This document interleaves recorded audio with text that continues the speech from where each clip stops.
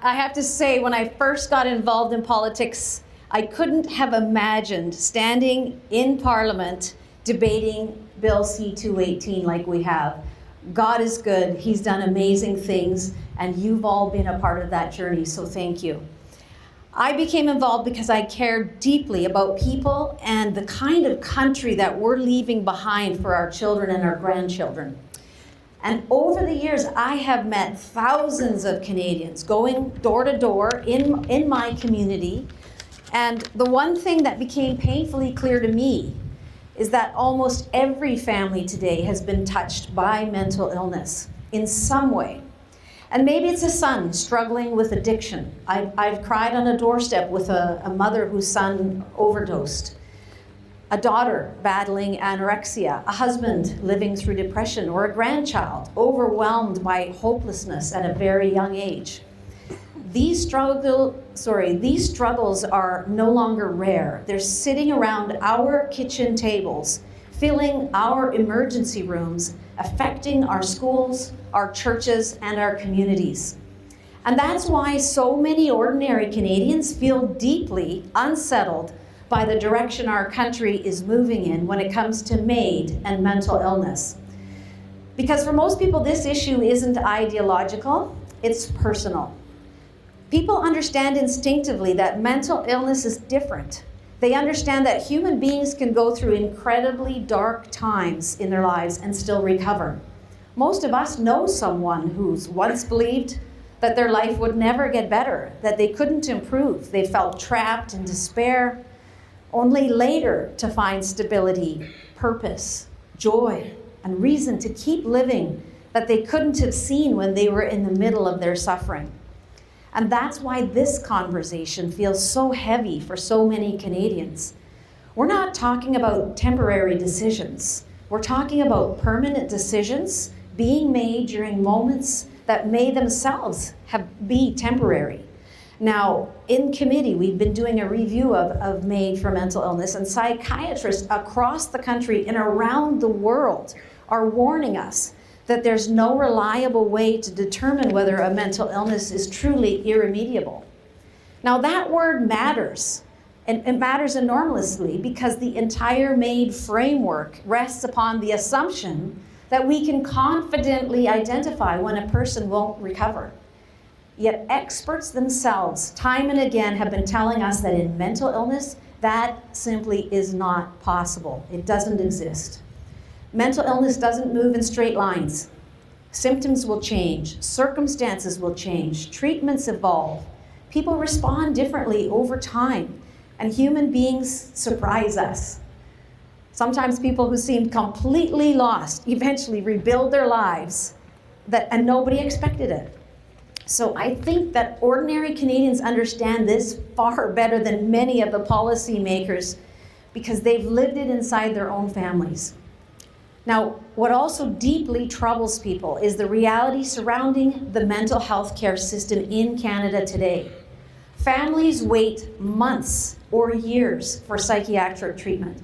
Parents search desperately for addiction recovery spaces. Young people sit on waiting lists while their conditions worsen.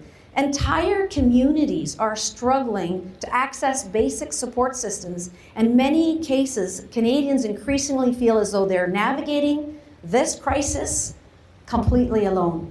And against that backdrop, many people cannot understand why our country seems to be moving faster to expand access to assisted death than it is to expand access to treatment, to recovery, housing, counseling, and long-term care. That contradiction is becoming impossible for ordinary people to ignore. Young people, we have so many here, especially are growing up in a culture already weighed down with anxiety, isolation, social pressures, addiction, so much addiction and loneliness. Many of them are searching desperately for meaning in their lives. And while being constantly told that the future is unstable and affordable and uncertain, we see rising mental health struggles among teenagers and young adults across this country, and parents are frightened by what they're watching happen. So naturally, Canadians are beginning to ask themselves, what message are we sending when suffering increasingly becomes connected to discussions about assisted suicide.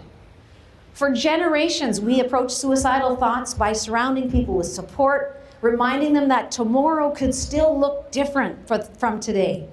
We understood that despair could distort how someone sees themselves and their future.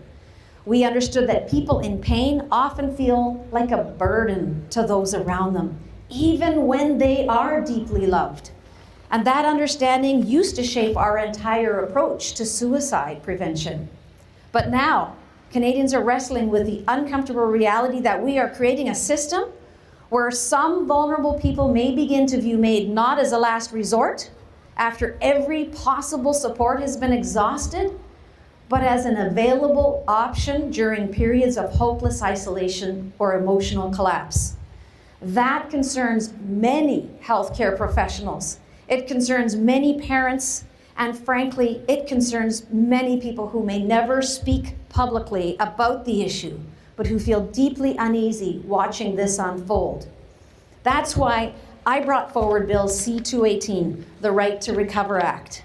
This bill will stop the implementation. Thank you.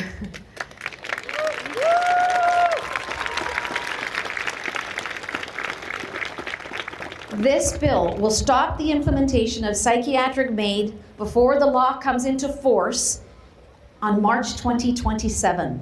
This bill would save the lives of thousands who would otherwise be able to end their lives solely on the diagnosis of a mental order. That includes PTSD, anorexia, autism, more than 200 different conditions that could be treated and improved with help and support. I want to tell you a quick story. I received a copy of the email that Cardinal Leo wrote to our Prime Minister, Mark Carney, and I decided I'm going to print that, I'm going to put it in a file, and I'm going to cross the floor, and I'm going to give it to our Prime Minister. And I did just that.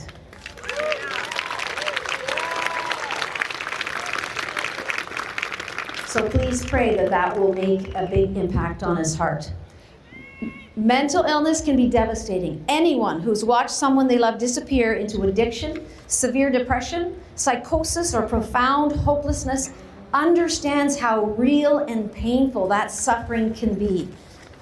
But compassion doesn't mean abandoning people in despair. It means continuing to stand beside people during moments when they are least able to stand on their own.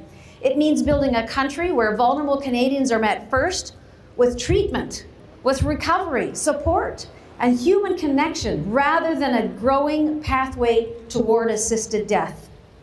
Do we want to be a country that slowly normalizes the idea that some suffering lives are simply too difficult to save? Or do we want to remain a country that continues fighting for people even during their darkest moments? That's the moment we stand at, and I thank you for standing with us.